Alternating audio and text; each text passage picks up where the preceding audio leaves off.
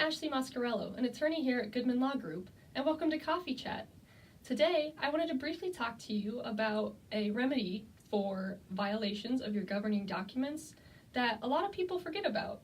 It's not fining or violation letters, but today we're talking about self-help.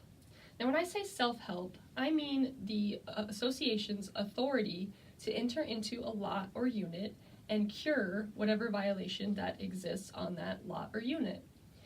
It's very important that you check your association's governing documents to see what kind of authority the association has to perform self-help.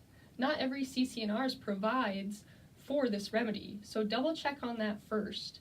The next thing you want to check in your CC&Rs are the notice requirements to owners before the association enters into a lot. Every now and then the CC&Rs just give the association that authority without any notice requirements, but that's pretty rare. Other times I have seen documents that require the board to first adopt a resolution that for Lot 2, X violation exists, and then provide further notice. That's also a more rare requirement that I see in documents, but it does exist, so double check for some language like that. The other thing that's more common before an association has the authority to enter is giving the owner notice by form of written letter that you send to the owner that says if you don't correct the violation by X date, the association is going to enter and take the action for you. And then if after that, those period of time passes, whether it's 14 days, 21 days, very fact-specific based on each association's documents, so make sure to take a look for that and what your association's documents are. It might even say a reasonable amount of time, and that, of course, is hard to define, but whatever the board thinks is reasonable, 7 to 14 days, depending on the violation, would, I think, be reasonable. After that period of time, the association or its vendor can enter and take the steps to cure those violations. The other big question that we get when it comes to self-help is the costs incurred in curing that violation. And that's a big one. Again, you want to double check that specific association's CC&Rs to see what exactly it provides.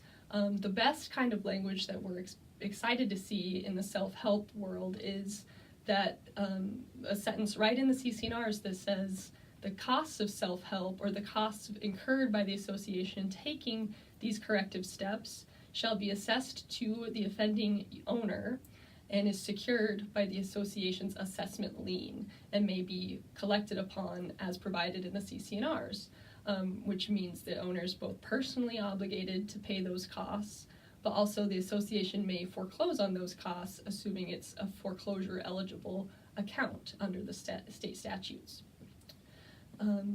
Again, it's very specific as to your each individual HOA, so make sure that you double-check your CC&Rs to see what kind of language is in there. Sometimes you might need a court order for the association to be on the safe side before entering, to give them that authority to enter and to secure those costs so that the offending owner is on the hook for those costs. The last thing I want to remind everyone when it comes to self-help is that not every unit or lot or type of violation is really the best fit for self-help. Although it's a great remedy and something that we should all keep in mind, it may not be the best in each situation. So there's a couple things to keep in mind when you're thinking about self-help. Is it right in this context or not?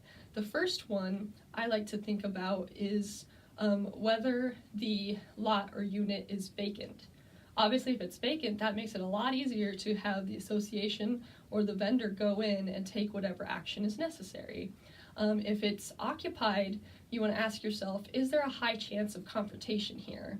If you have an owner that's going to get in people's faces, threaten people, that's not a great candidate for self-help. And in conjunction with that, you want to think about what type of violation exists on this lot or unit. Is it something like weeds, where the association's vendor landscaper can just go by the lot, pull the weeds, and get in and get out? Or is it something that's going to require more time, such as exterior painting of a home? You're not just going to be able to pop in and pop off the lot to do that. So You want to consult with your vendors, see if that's something that they're willing to do.